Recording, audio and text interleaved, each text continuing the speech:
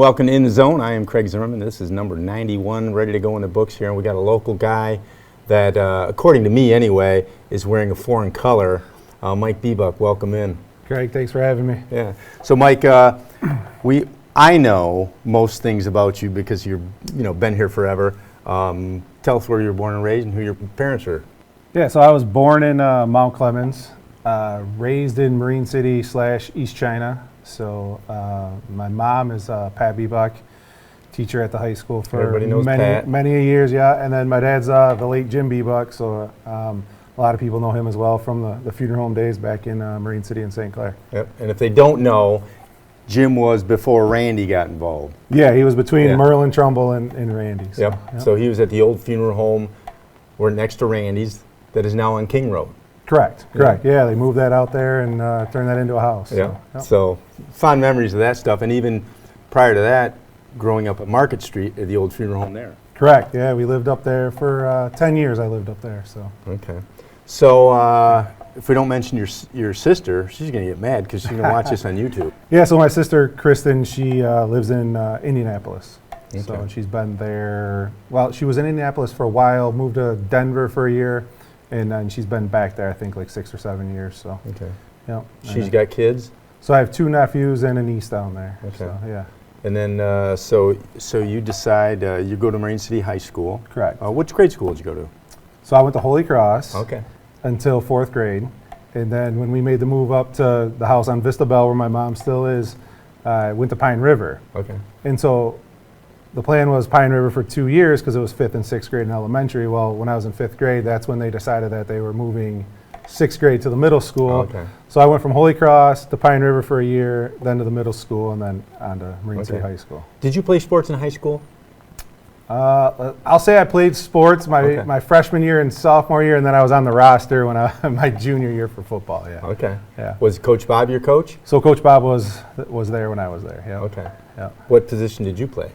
On the roster, I was on the line. Most of the time, I was a cheerleader on the sidelines. Well, I've talked about this with many people about the issue of high school football, Marine City, St. Clair, Marysville, wherever it might be. Right. In that, some people will say, well, the dedication that it takes to be a starting football player at XYZ school or position is huge. And I always say, but I don't disagree with that, but the guys that are, second string or third string, it's a big dedication for them too, because they're playing Monday through Thursday on scout team, right, and dealing with the same thing that the starters are. So it's, you're part of the team. Exactly. Yeah. Okay. Yep. So. Okay. So you go to high school, then graduate in what year? 96. Okay. Yeah. And what did you decide to do after graduating from high school? So I wanted to go into business. I wasn't sure what area, but I knew I was going to go into business. So I went to Northwood. So I ventured off to Midland, and so Midland, mid to late 90s was, it wasn't for me after a semester. So I came home and went to SC4. Okay. So, and I had a great time at SC4. Met a lot of great people. Yep. Kind of found out what I wanted to do there, and then I transferred to Walsh, and I got a degree in finance and economics from Walsh. Okay. So. Now, being with a family that the mother was the school teacher, father was an undertaker, did you get any thought about going into either one of those? None at all. Okay. None at all. I kind of wanted to pave my own path. But mom was a business teacher, so I did know I wanted to do something in business. I just wasn't sure exactly what I wanted to do. Okay. So, yeah. Now, how about high school? I've never asked this question to a guest, but how is it going to high school where your mother's a teacher? It wasn't too bad. I actually had her she was my accounting teacher in 11th grade. It wasn't too bad. She kind of respected my boundaries and knew that I was a teenager and I probably was going to do a couple things that teenagers do. Yeah. And, and she kind of let me be my own person there, and I respected her from, her professional standpoint of not interrupting her when she was with other, colleagues and things like that. So, yeah. How about being in class with the other kids? Did you get treated differently from the kids? My situation was kind of different because Vista Bell, growing up, everyone it seemed to be was involved in education somehow. Yep. That Mrs. lived on Berman Vista Bell. and, So we had Mrs. Berman, Mr. the working teens. Yep. Dr. Andren was on the school board at the time. Dale Van Teen was a teacher in Port Huron. So there was Nathan Berman. He was there. His mom was a teacher. Brett Workentine. And people ask me that same question, like, how was it to have your mom? I always wanted to know how it was to be Brett because his dad was the one that was in charge of discipline, you Yes. know. So, yeah, it was normal to me, I guess I would say. You know, I kind of grew up going through the school. My mom always took tickets for Sure. all the events and stuff, Yep. and so I always would tag along to all the events with her and stuff. So, it was a good time. I wouldn't change it. How often does somebody ask you when they know the background of, say, the funeral home, did you play in the casket room or did you play in it? You know, get that Not a lot of people know that. You know, Right. it's kind of like the older people Yes. like you that you know a little more senior than me because I Yeah. kind of thought it was just a normal childhood, right? We Right. lived upstairs, and when Dad had to go to work, we had to be quiet sometimes, you know, and we couldn't go outside and play basketball or do any of that stuff. So, nothing really. Okay. Yeah. Okay. I didn't think anything of it as that it was unusual until I got a little older, and I'm like, wow, that was pretty crazy. So, Right, yeah. okay. So you go to college SC4, then you go to Walsh, Mm-hmm. and after college, what did you decide to do?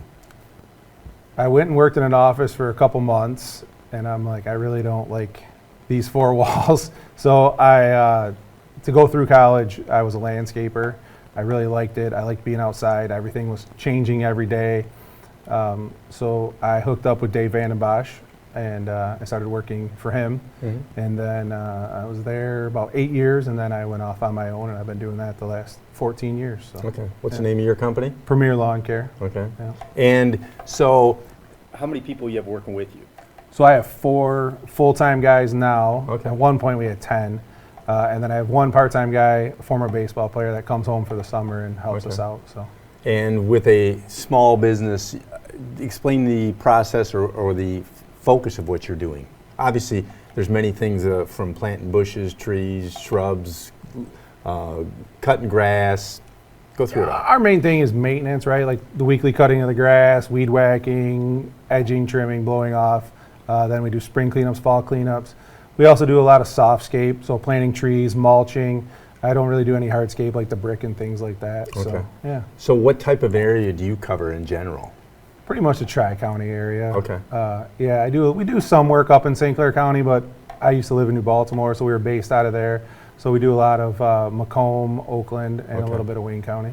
Most of your customers near where you lived? Most of them are in Macomb County. Okay. Yeah. Okay. That's a thing that when you look at from a generational aspect, a generation or two ago, it almost didn't exist. You know, and I've said this lately, okay, if you went back to when I was a kid or your mother was a child, nobody treated the grass. No. You got dandelions and you just cut the grass once a week, Right. and whatever grew. And you went outside and picked the dandelions and brought them in for Mom, and Yeah. I mean, today you drive through a subdivision, whether it's St. Clair, wherever it might be, and you can tell by the looks of the lawn, if you think about it, who's doing the grass and who's not as far as treating. Exactly. You know, because nowadays the guy that treats does not have any dandelions, and if somebody across the street doesn't, there's dandelions. Right. So I mean, exactly. that's one of those things, and you know, it's the type of thing that a generation ago sort of didn't exist. So it's amazing, and it's also amazing how many people that you know that do this kind of work. I mean, it's rampant up and down the street. Everybody. Yeah. You'll go down a random street and there'll be 3 or 4 or 5 of us, you know, Yeah. down there at a time. So yeah. And it's the type of thing that if you do good work, plenty of work around. Yeah, we don't advertise. I don't have any lettering on any of my trucks, any of my vehicles. It's all word of mouth, and that's the way we've always kind of done it. Okay. So you do that still today, Still today. and yeah. so you're up and down the streets of St. Clair and New Baltimore, anywhere in between, and Macomb. You go down Macomb, I mean, that's another city in itself. From Exactly. Even say 26 mile down to 21 mile. Right. I mean, you run into trucks every block and a half. Yeah, every corner. Yeah. Every stoplight that on the 4 corners of the stop, there's at least a landscape company or Yep. a lawn service or somebody pulling a lawnmower behind their truck or whatever. So I'm assuming then the business classes you took at SC4 or Walsh come into play in running a business. yeah, you know, it keeps up on the day-to-day stuff and balance sheets and all that fun stuff. So Is your wife involved in that at all? not at all. Okay. No, she's nothing to do with it. Okay. We better go off and talk about your wife and children, because when they watch this, they're gonna say, "Well, you didn't mention my name." Right. So my wife's Kim. We've been together 24 years, married for 20 this past June. Funny story, we actually met on a blind date from a lawn customer, believe it or not. Is that right? Yeah, so my first year we were cutting lawn, there was a guy that was on another crew, and he's like, this lady keeps bothering me about like taking out her granddaughter. He's like, she showed me a picture. I think I'm gonna go out with her, you know. He's like, but she has a friend. I talked to her. She has a friend. Do you want to go? And I'm like, come on, not really. Right. So, so we went on a blind date to Luigi's in Mount Clemens, actually, and we've been together ever since. So. And where did she go to school? She went to Utica Ford in Sterling Heights. Okay. And then, so you've got 2 children? So we have 2 children. Kendall, she will be 17 next month. She's a junior at Marine City High School. And then my son Kaden just turned 14 yesterday, and he's in 8th grade at Holy Cross. Okay. And then we skip forward a little bit to being, just a dad and being involved in sports, right? Yeah. And that's why you've got the red on. Yeah, that kind of comes full circle from my son.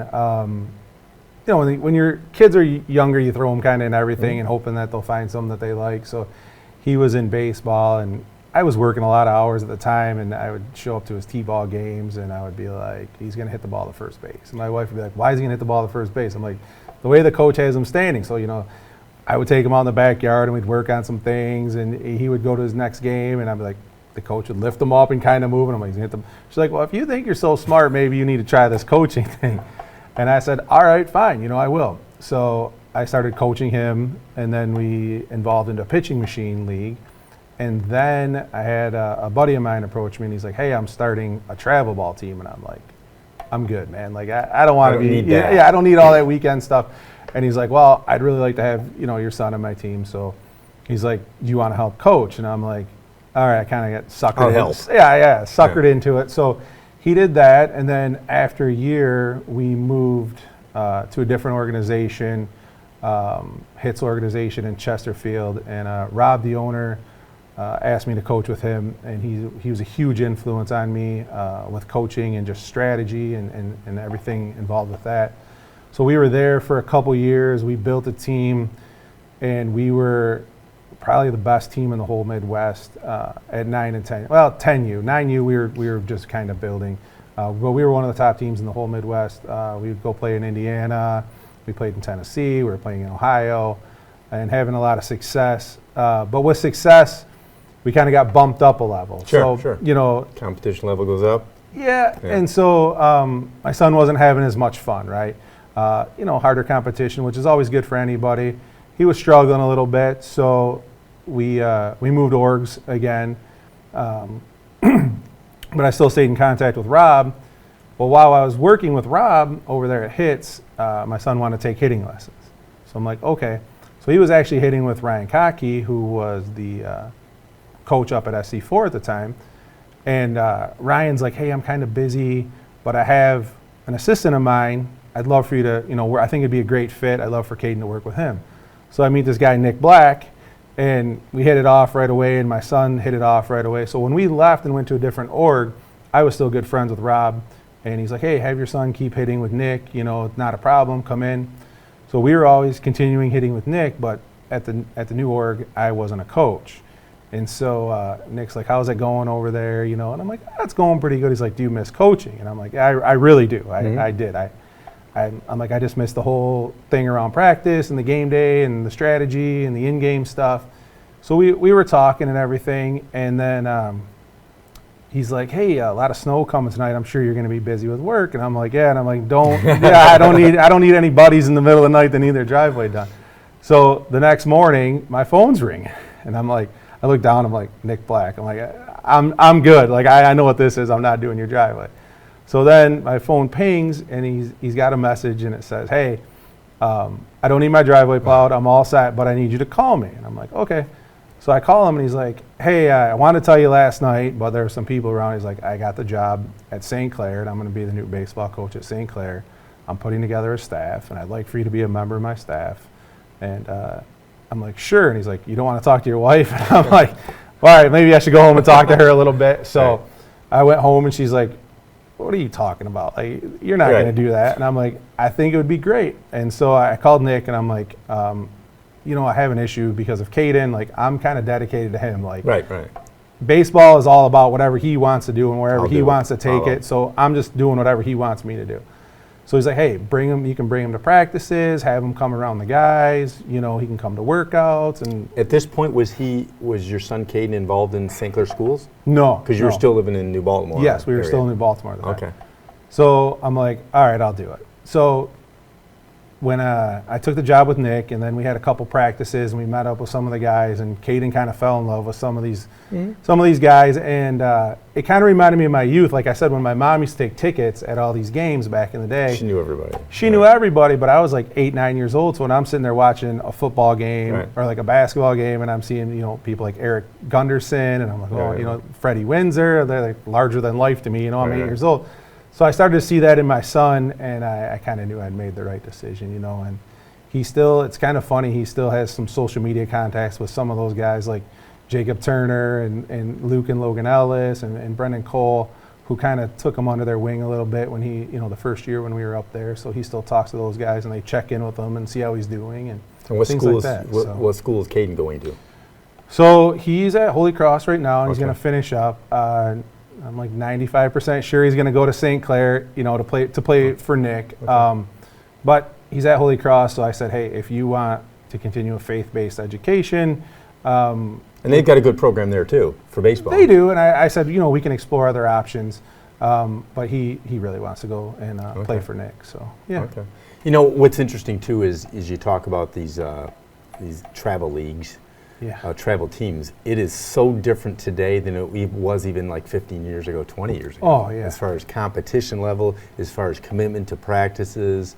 I got grandkids that are 7 and 10, and football season, it's Monday, Tuesday, Wednesday. I think Thursday they're off, and Friday they're games for football. And then baseball, it's the same thing. It's a schedule not like Little League of old where you practice once in a while and play 2 games a week. Play 2 games a week, Yeah. and everybody knows everybody. You're playing your buddies all Yeah. the time, right? So, yeah. So we right now we're 3 days a week. So he's on a team out of Rochester, Motor City Hit Dogs. Okay. Yeah. So we are in Rochester 3 days a week, and then starting November 1st, we'll start going to Ypsilanti. They have a big facility down in Ypsilanti. So Sundays we make the drive back and forth to Ypsilanti, and that's like that all the way through until April, and then we'll cut back a little bit there. Now, are they playing mostly the Detroit region, or are you traveling more to the Indianapolis, to Chicago, the Clevelands? So we travel, last year we started traveling to Atlanta. Atlanta's kind of a hotbed with Perfect Game as the organization down there. So we'll go to Atlanta again in the spring, and then we kind of stay around here.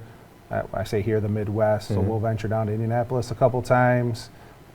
Probably be in Southeast Michigan 6 or 7 times. We'll be down Cedar Point. Cal Ripken just bought out Cedar Point, so we were actually just there this weekend for a fall ball tournament. And then we usually do a big trip at the end of the year. Last year was Destin, Florida, and this year I think or next season coming up, it'll probably be the same. So How much fundraising do they do? 0. No, really? Oh yeah, Oh, no, man. we don't do too much fundraising. Okay. So, Because yeah. that's the expensive endeavor then. It is. It Yeah. is. But you know, it's allowed me to see a lot of things I never would. Sure. My son has met so many kids from, you know, he has a bunch of buddies from the Rochester area, Oakland Township, Bloomfield, you know, all those other areas out there. He's actually the only kid from St. Clair County on his team. What I also notice is that when kids get to the high school level and they're playing maybe their arch rival, or you know, maybe a St. Clair's playing a Utica Stevenson or whoever it might be, in the old days, you knew nobody. You know, you might have known a name from reading some stats, but now a kid from St. Clair plays down at Utica, he might have 3 kids on that team that he's playing with in the summer, right? Exactly. Yeah. That's kind of the unique thing about coaching now is, you know, it's not when you and I grew up, it was at St. Clair Area League, and we're kind of running down the river, and you had Croslex and Imlay City in there. So when you go play a team like a Chippewa Valley, you might have a kid, hey, coach, 2 of those kids are on my Fed ball team, and we can do this and that, or, you know, this kid strengths and weaknesses. Yeah. So it's a whole different thing out there now. So if you're playing in high school, like let's say your JV team that you're coaching, is it common then in your league games to have a couple kids each week that you probably know from a Fed ball team?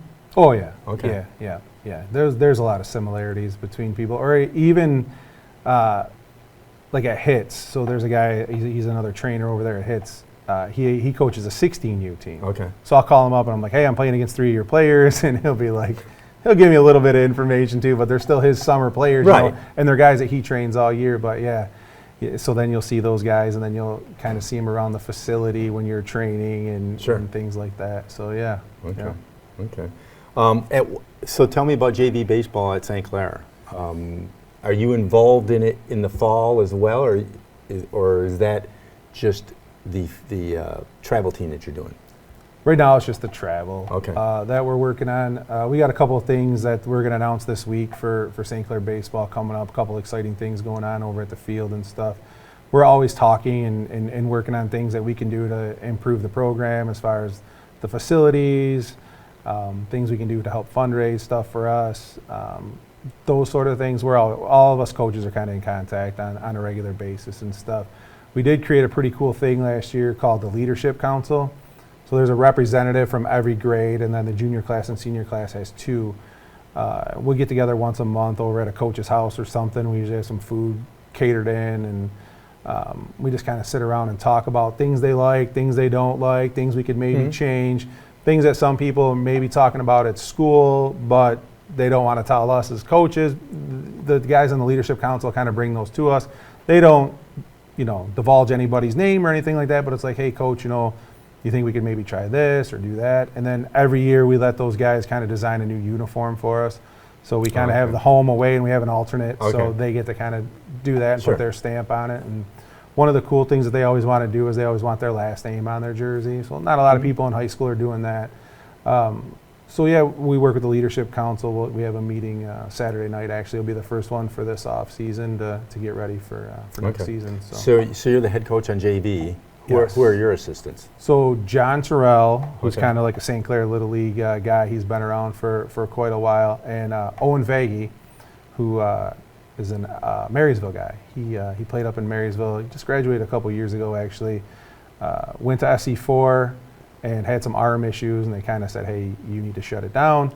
Nick Black actually coached him in the summer, so he reached out to Nick and said, hey, is there any way I can get involved in coaching? And so he joined the staff last year. So. Okay. And then on varsity, how many coaches? Well, on game day on varsity, we have Nick Black, who's the head coach, Alec Duffney, Mac Forsyth, John Graybill, and then we have Ron Studley, that's kind of our game changer guy as well. Okay. So on JV, is it you or another coach that handles pitchers, for example? Well, on the game days, John Terrell kind of handles all of our pitching. John actually pitched at Wayne State in college. Sure. But the unique thing about the program is it's kind of a smaller program. Like we're the only team in our league that doesn't have a freshman program. Okay, sure. So a couple years ago, we had 10 guys on the JV, and we showed up to a game one time with 9. Right. Our numbers are lower, but we're playing schools that are 2.5, 3 times our population that are in our league. So we practice together as a program. So I think this year our schedule should be Monday, Tuesday, Thursday. They rotate our schedule every year based off your conference just because of umpire situations and things like that. So at practices, we'll probably have a Sunday practice this year because of having Monday games. So we all practice together as a program. So John will work with some of the varsity guys and JV pitchers on their bullpens and their flat work and things like that. But on game day, he'll be with me. Alec Duffney, who's on the staff, he was actually a baseball player and football player in college. So he has a pitching background as well, so he'll work with those guys as well. Okay. But we all kind of work together and bring everything together because of the size of the program. I think what St. Clair, I don't have the number in my head, but is there school size now about mid-7s? Yeah, 747, 757, I think, one of those 2 numbers, and which used to be 1,000, so it's roughly at the high range. range. I think at their high range, Sandy Rutledge told me when he was the AD there, I think at one time there was like 1,100 kids in that building. So, and that has happened for most of this area, Algonac, Marine City, St. Clair. Right. A little different in Marysville because I think Marysville with a new school opened up and accepts more kids. Getting some of those Port Huron kids coming down. Interesting. So when you're, the other thing, it's not to put a blame on something or say that it's totally unfair, but the process is that when you're going down and playing a Utica or a Chippewa Valley or a Dakota, You know, you got schools that are, I'll just pick a number. You got a school that's 1,800 kids. Sure. And you've got 750 kids. And I remember Coach Bob used to say this in football, and I don't remember the number, but every 100 kids you get X amount of ball players. Right. You know, right. So even if you hypothetically said, okay, out of every 100 kids you get 3 solid baseball players. Well, figure it out. That's 21 kids a day in a school, but then you double that or triple that. You know, Exactly. That's where it becomes an unfair advantage in that sense. Well, and some of those schools actually have a class called baseball, Right. right? Like Utica High School. I think every other team, I think Nick told me every other team in our league has a baseball Right. class, right? And guess who takes baseball class? Baseball coach right? And guess who? kids. And guess who teaches the Yeah, class? The yeah. baseball coach. So, you know, it's a challenge for our kids. It Sure. really is. Like I said, we're the only school that doesn't have a freshman program. So when Right. our freshmen come in, they're already playing against kids that have all played Right. for a year, some Yep. 2, because some of those schools push some juniors down, you know. Right. And with our numbers being low the last couple of years, like we graduated 3 seniors this year Right. off the baseball team. The year before that we had 5. So hypothetically, back in the day when it was mostly yeah. seniors and juniors and maybe a freshman or 2 on your team that were really, really good, and that's your team, and you had 16 guys, Right. we wouldn't have been able to field a varsity team with just, you know, seniors and Right. juniors. Yep. So then that pulls some sophomores up and a Yep. freshman up, and then, you know, that kind of messes with our numbers at the JV level. And Sure. but you know, you only get better when you play higher level competition as Correct. well. So you know. Now, do they do the same thing in baseball that they do in football, where they do like the 5 quarters?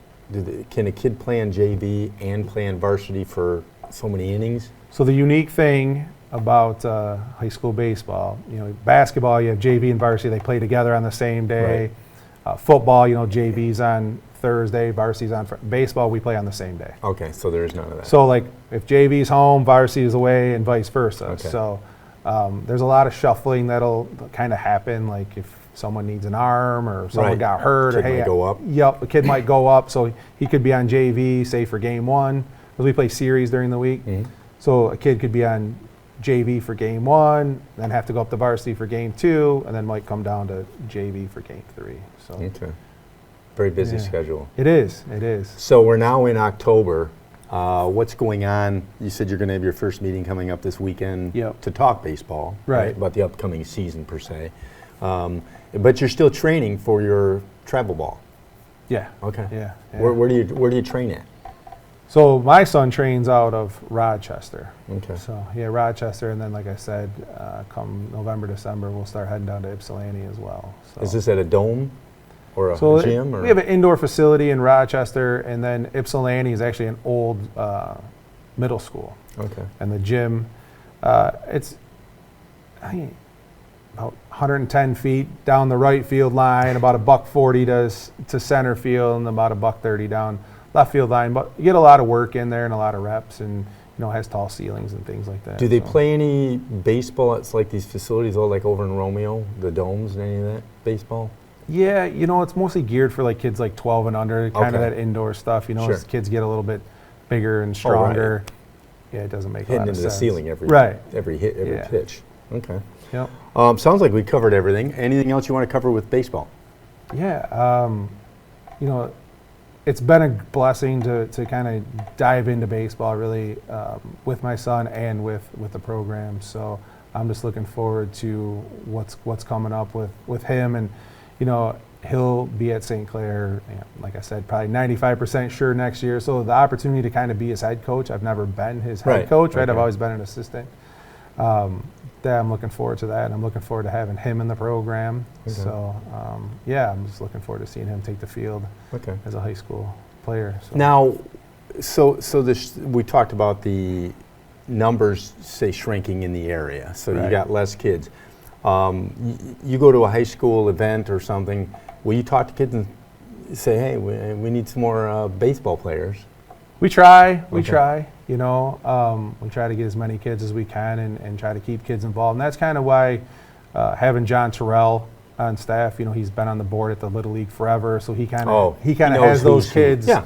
as they're kind of coming up through the realm. But, you know, I think a lot of high school sports are kind of becoming, you know, you only see kids playing 1 or 2 sports. Right. You know, they're not playing 3 sports anymore because everything's so year round. Right. You look at football, for example. Everyone thinks it's a, you know, end of summer in a fall sport. But speed training and yeah, you have speed training. You have 7-on-7 in the winter, and basketball. You know, those guys are playing all summer long and AAU stuff and things like that. And then baseball season's over, and those kids are off to travel ball, and then you start your fall ball and all that training. So I've often thought that from a purely holistic standpoint of a sport, it would be nice to have baseball in the fall. You know what I mean? Because the weather's better. Right. Oh, that's our biggest issue. And that's why we schedule so many teams with turf fields in the spring. Sure. Because they can handle the rain and things like that. So you're going to at least play.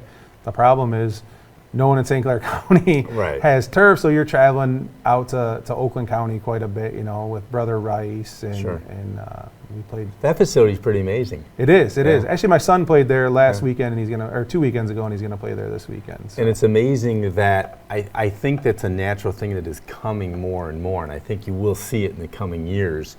The artificial surfaces, because it allows you to play so many more dates where you don't get rained out or mudded out or whatever you want to call it, right? 100%. Yeah. There's a new facility in Romeo right behind the football field, and it's just being finished now, it looks like, and it's amazing looking. I mean, it almost looks like a major league field where they got the different colors. Yep. And, they're not going to have rainouts like you do normally do at a field like you might have. Exactly. It's just like how football was, right? Everyone had grass fields until, maybe 15, 20 years ago, and now all these guys are switching over to turf, and I think Orchard Lake St. Mary's has red turf out there and things like that. So I think that's the way everything's going to go. Obviously, it's pretty expensive, and baseball is not a money-generating sport, but some of these places at some of these schools, like Birmingham Groves, for example, my son has a teammate that's his dad's the basketball coach out of Grove, so he kind of has access to the facility. So we've been able to utilize those for some outdoor practices, but everything out there is artificial turf at the varsity level. The JV level for softball and baseball still has natural grass and dirt, but they even have a practice field that's marked for baseball. It's marked for lacrosse. It's marked for soccer, and the band utilizes it during the school day as well in their preparations for football games and things like that. I think that in the future, and that may not be a 1 or 2 year thing, but I think in the next 10 to 15 years, you're going to see that permeate more, just because when you look at how many events you can hold on it. Exactly. It's just like the football field. The football field, by the middle of October, if Marine City was playing at East China and St. Clair's playing there, by the middle of October it's trashed, and that's why they went to turf. Right. Because you could play JV in both systems, you could play varsity in both systems, and you never have a problem with mud. You don't have to worry about anything. Yeah. I think the same thing will happen eventually.